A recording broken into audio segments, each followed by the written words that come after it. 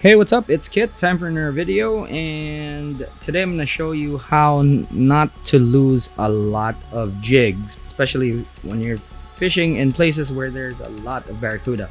Now, for some weird reason, here in the UAE, we drop to about 200 meters and we still get a lot of barracuda down there. So I had to find a way to actually cut our losses because jigs are not cheap. I mean, this is already 50 dirhams right here. So you lose a lot of these and it stacks up. So we have to find a way to actually cut the spend, okay? Now, when we're fishing shallow water, it's even worse. Barracudas are just everywhere, and you know, if we could cut that down to about 50, then it would be great. If you are new to the channel, thanks for joining us. And yeah, this channel talks about the hows and whys of fishing. We cover everything from big game, ultralight, everything in the middle, including fly fishing. We're talking about jigging now and how not to lose a lot of jigs. So I'm talking about this one. If you've been in the channel long enough, I've actually made a video about making connections, like better connection. Okay, so this is actually just a continuation of that. Now, as you can see here, it's very simple. This one is crimp, although I don't really trust this because crimps do pull, especially if you're using wire. Okay, so this is just a basic example. Now, what we're going to be using is single strand wire. You'll need a ball bearing swivel, and if you notice, there's that ring there. Okay, so this ring right here, okay, let me zoom in because you need to see this. Okay, so this ring right here does quite a lot of things. So it's a very good connection between the wire and the swivel, obviously, but most importantly, when it loops around like that, okay, and when you pull, it actually just pops off. Okay, if it was a direct connection from there, what happens it will jam. So see, that just pops off, and that's very important because you want as much freedom on this as possible. Now remember that this is connected to your jig. Okay, let me do that real quick so that you'll see. Okay, so it's connected to your jig like that. Okay, and you'll have your assist hooks here. Okay, so your ring there, and then the assist hook is there. Okay, you know what, just for demonstration purposes, let's do that. Let's put an assist hook. We'll use this single one for illustration. So if you want to put your double hooks, just imagine that these are double hook. This is a double hook rig. This could be for fast and slow jigging. So right there. Okay, as you can see there, okay, this gives you an extra about 8.5 millimeters, or about 3.5 inches. So that's 3.5 inches or 8.5 centimeters, actually 8.5 centimeters of space before your knot starts. So barracuda would normally, well, how fish work.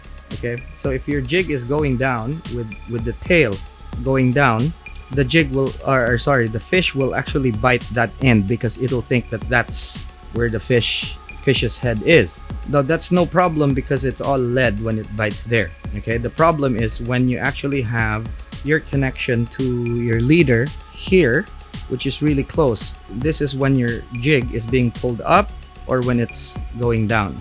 Okay, when it's fluttering, okay, there's always going to be a sideways movement, and that sideways movement, whether it be going to the left or going to the right, would look like the fish's direction, and they will strike at where it's pointing. Okay, so if the tail is pointing straight down, moving down like that, they will bite the tail. But if it's the head that's actually moving down, they'll bite the head. Okay, and that's when the problem starts because of your leader. Now, with a connection like this, obviously, they're still there. So I would rather actually have my assist hook damaged because I can just replace it. But if the jig actually disappears, then that's expensive. Okay, so how we're going to do this, you'll need a wire former or just a pair of pliers if you're used to that. Okay, I use this as well, and this is actually a flat faced pliers. So as you can see there are no grooves. Okay, and it helps a lot because it keeps the wire from getting damaged. I have a long nosed vice grip, locking pliers or whatever it is. It's what I use to grip the wire and turn it. And obviously wire eye forming tool, okay, which you have seen me use a lot of. Okay, so I'm gonna get a ball bearing swivel. We're gonna scale things up because right now it's just so it shows up better in the camera, and this is the whole reason why I showed this to you, because it shows up better in the camera, but most of the time I use thinner wire just so it's less visible. Okay, and if I can, I'd also use a black ball bearing swivel just so it's not shiny. Okay, now it doesn't 100% protect you, but like I said, if you actually have 50% of the time getting saved, then it's a big thing, because you've saved half of what you ought to have lost. So that just works for me. All right, so we're gonna use, this is Maylene 400-pound test. Okay, right there. We don't need much, about that long. Okay, another tool to use would be bolt cutters. It also depends on how long or how short you want it, obviously. Okay, so we're gonna do something that's a bit short on this one, just for illustration. Okay, I don't want to waste wire, so have that. Now the easier way, of course, is to use crimps, but like I mentioned, crimps are not that clean. This will come out a bit cleaner. All right, so form a wire. Now the size of the wire depends on how big or how small you want it to be. Now what I want to do is actually kind of match this for that end, so I'll do that. Okay, try hard to actually stay in the focus range of the camera here. Okay, do that.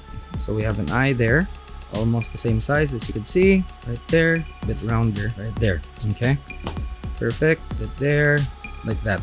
All right, now what I do then is take this, clamp it on. Okay, now I'm gonna clamp it on off camera. You don't need to actually kind of see what's happening here, because kind of ordinary, really, like so. Adjust it so that it just grips it. There we go. So there's just like that, and then I'll take this, okay, because I just need the grip. Okay, and then do 3 turns. Okay, that's 1, 2, and 3. Okay, now here's a trick. What you do is have the bolt cutter scour. Okay, just make an indent, but don't go through. Okay, just like that. Then turn. Okay, as soon as it reaches that bend, watch what happens. There we go. So you get something there that's burr free. That's very important. Now let's zoom in just so you could see. Okay, there we go. So you could see. Okay, it's not gonna hurt your fishing line or whatnot, your braid. Okay, right there. Pop this off, and you'll see you have a really nice clean connection.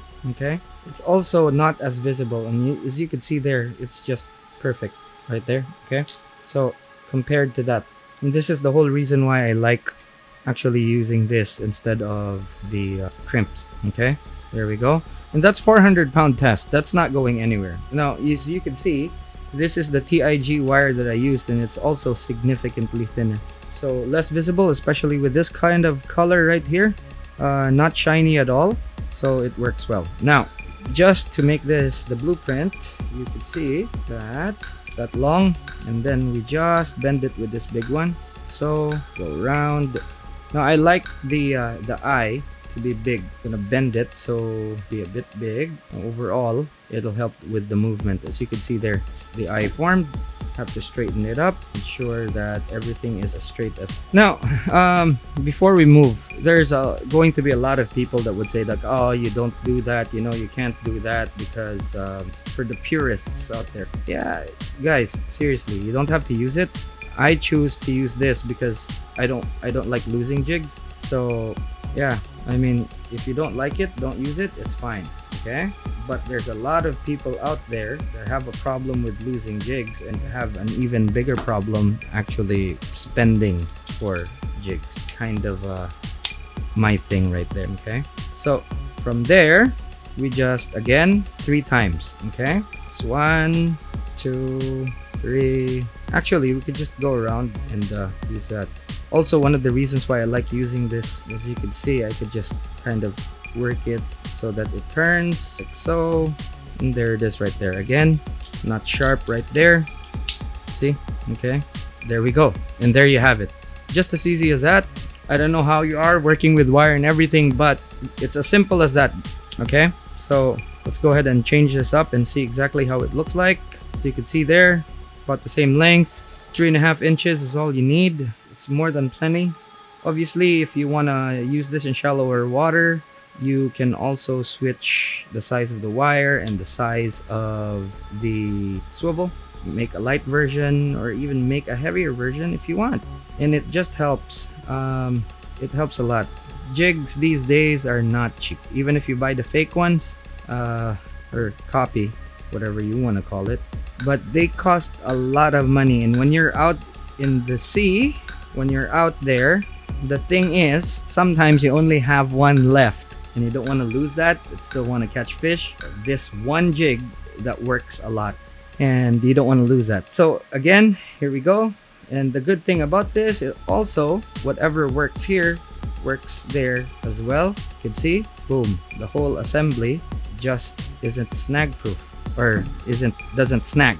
The whole assembly is just something that works. Okay, and this is something that could save your trip, and I really hope that it will be useful to you. All right, so once again, if you haven't subscribed, please consider subscribing. It does help me a lot, and spread the word. So like and share, guys. Like, share specifically, because I know that there are a lot of people out there that might be just watching, liking, or whatnot, but sharing information like this would really help out a lot of people. All right, and that's the whole reason why I'm actually sharing this with everyone, is because it's just something so useful, and that yeah, it could help out some. All right, especially those guys that are first starting out. And I really hate it when someone goes out for the first time and then, you know, get cut off. Kind of puts a damper on the situation. It's supposed to be a happy trip and all that, especially someone who just started.